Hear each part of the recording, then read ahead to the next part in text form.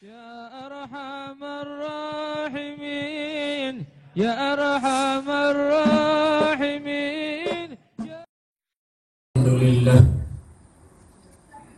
الحمد لله نحمده ونستعينه ونستغفره ونؤمن به ونتوكل عليه ونعوذ بالله من شرور أنفسنا ومن سيئات أعمالنا من يهده الله فلا مضل له ومن يضلله فلا هادي له ونشهد أن لا إله إلا الله وحده لا شريك له ونشهد أن سيدنا محمدا عبده ورسوله صلوات الله وسلامه على رسوله سيدنا محمد وعلى آله وصحبه وبارك وسلم تسليما كثيرا أما بعد فأعوذ بالله من الشيطان الرجيم بسم الله الرحمن الرحيم النبي أولى بالمؤمنين من أنفسهم وقال النبي صلى الله عليه وسلم المرء مع من أحبه وقال النبي صلى الله عليه وسلم إن في الجسد مضغة إذا صلحت صلح الجسد كله وإذا فسدت فسد الجسد كله ألا وهي القلب أو كما قال عليه الصلاة والسلام سبحان ربك رب العزة عما يصفون وسلام على المرسلين والحمد لله رب العالمين. Sama-sama kita selawat sekali lagi. Allahumma salli ala Sayyidina Muhammadin wa ala ali Sayyidina Muhammadin wa barik wa sallim. Allahumma salli ala Sayyidina Muhammadin wa ala ali Sayyidina Muhammadin wa barik wa sallim. Allahumma salli ala Sayyidina Muhammadin wa ala ali Sayyidina Muhammadin wa barik wa sallim. Alhamdulillah. Hadirin hadirat muslimin muslimat yang dikasihi Allah, syukur kita kepada Allah pada hari yang mulia ini 12 Rabiul Awal. Allah Subhanahu wa taala telah ketemukan kita semua, kumpulkan kita di sini untuk satu maksud yang besar. Maksudnya adalah supaya bagaimana cinta ataupun muhabbat baginda sallallahu alaihi wasallam datang di dalam setiap hati-hati kita. Pada 2013 saya dijemput untuk menjadi imam tarawih di sini. Dan saya ingat pada waktu itu makam kita di atas. Sekarang bukannya makam kita telah diturunkan ke bawah, maknanya dari segi bangunan telah turun ke bawah. Jadi alhamdulillah,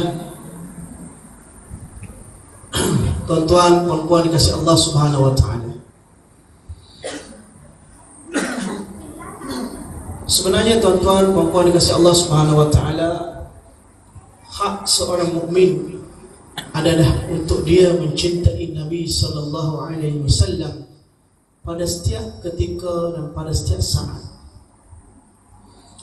Dan lebih-lebih lagi lah di hari ketika mana baginda sallallahu alaihi wasallam dilahirkan ke atas dunia ini pada 12 Rabiul Awal.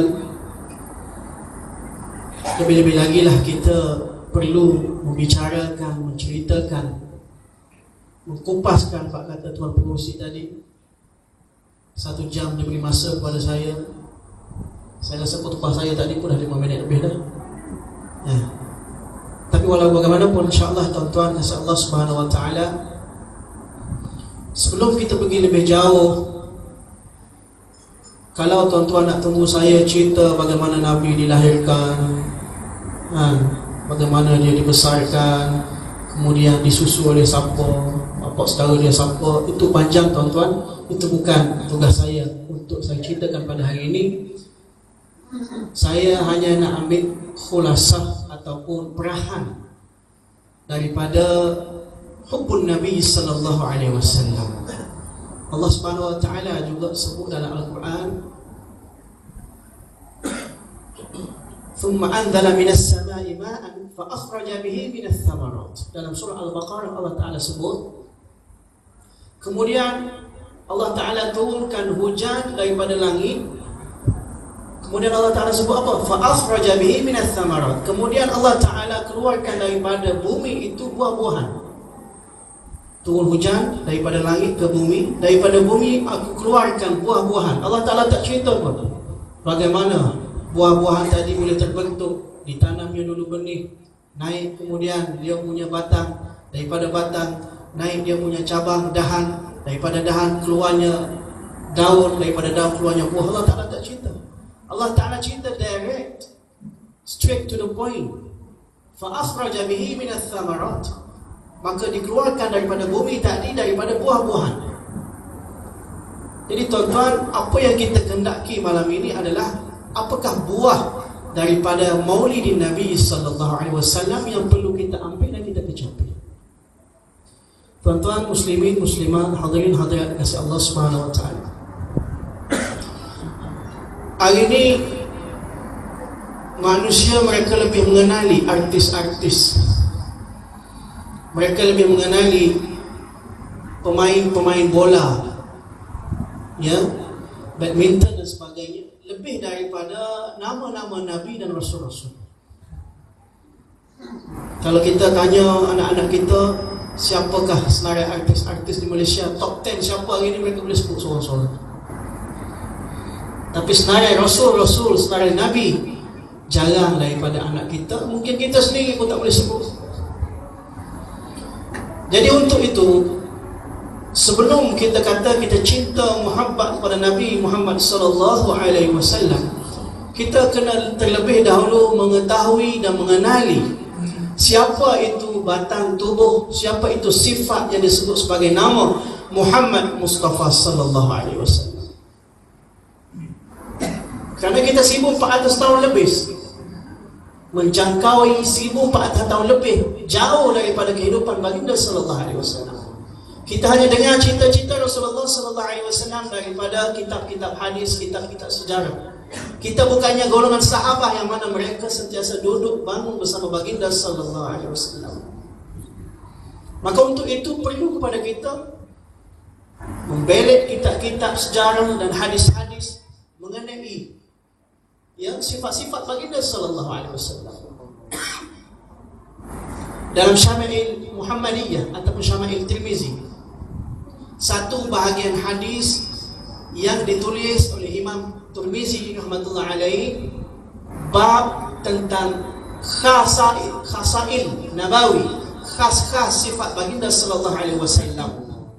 Yang mana kalau orang belajar hadis pada tahun akhir mereka akan belajar Syama'il Tirmizi. Yang mana dalam bahagian itu diceritakan segala keseluruhan lengkap tentang biodata seorang batang tubuh yang bernama Muhammad sallallahu alaihi wasallam.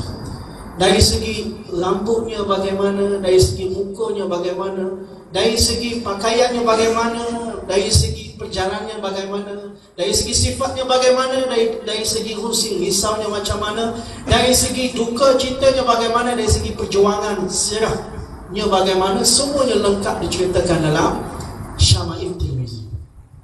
Jadi kalau kita buka Syama'il Tirmizi, ambil masa macam tu nanti.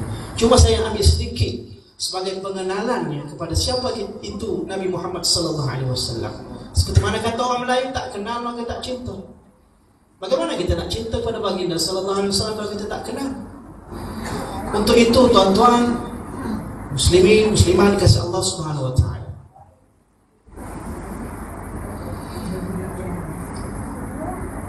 Kana Nabi sallallahu alaihi wasallam rajulun murabba, adalah satu orang lelaki yang sederhana tubuh, batang tubuhnya yang sederhana saja. Wala bil tawil wala bil qasir, tidak terlalu tinggi nampak, wala bil qasir, tidak terlalu rendah. Bila berjalan dengan ramai nampak seolah-olah Nabi sallallahu alaihi wasallam yang paling tinggi. Wala bil tawil wala bil qasir, wa kana sya'ruhu wala bil ja'd. Rambut Nabi sallallahu alaihi wasallam tidak terlalu keriting, wala bisabat, dan juga tidak terlalu lurus. Di antara kedua-duanya, keriting pun tidak, kusuk masam, dan juga tidak terlalu lurus sangat. Pertengahan di antara lurus dan keriting. Itu rambut baginda sallallahu alaihi wasallam. Wa kana sya'ruhu darbul mankibain, dan kadang-kadang rambut Nabi dibiar panjang sehingga mencecah bahu baginda sallallahu alaihi wasallam. Ada satu ketika Nabi biar panjang sehingga mencecah bahu. Ketika mana? Ketika berjuang berjihad di jalan Allah Subhanahu wa taala, dan rambut yang panjang tampak seolah hebat di depan musuh yang menyebabkan musuh jadi gerung. Dan kadang ketika yang lainnya disebut keadaan rambut Nabi sallallahu alaihi wasallam azimu jummah, bahawa rambut Nabi sallallahu alaihi wasallam azimu jummah ila syahmati uzunain, dibiarkan panjang sehingga sama dengan cuping telinga baginda sallallahu alaihi wasallam, dipotong sama dengan cuping telinga baginda sallallahu alaihi wasallam. Dan ada satu keadaan lain disebut bahawa rambut Nabi sallallahu alaihi wasallam di antara cuping telinga dan bahu baginda sallallahu alaihi wasallam. Dan Nabi sallallahu alaihi wasallam mempunyai mata yang begitu cantik, wa a'dajul ainain, mata yang begitu cantik sekali, mempunyai mata hitam yang lebih hitam daripada hitam, mata putih yang lebih putih daripada benda yang putih. Yang ini nak menggambarkan mata baginda sallallahu alaihi wasallam, sebiji mata yang diberi oleh Allah Subhanahu wa taala begitu cantik sekali.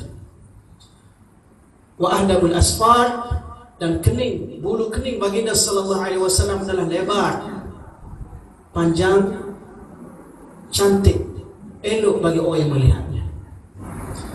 Dan hidung baginda sallallahu alaihi wasallam tampak seolah-olah tinggi, tapi disebut dalam hadis baginda, syarah hadis disebut sebenarnya hidung baginda sallallahu alaihi wasallam tidaklah terlalu tinggi seperti mana orang yang hidung tinggi kan, tak cantik sangat.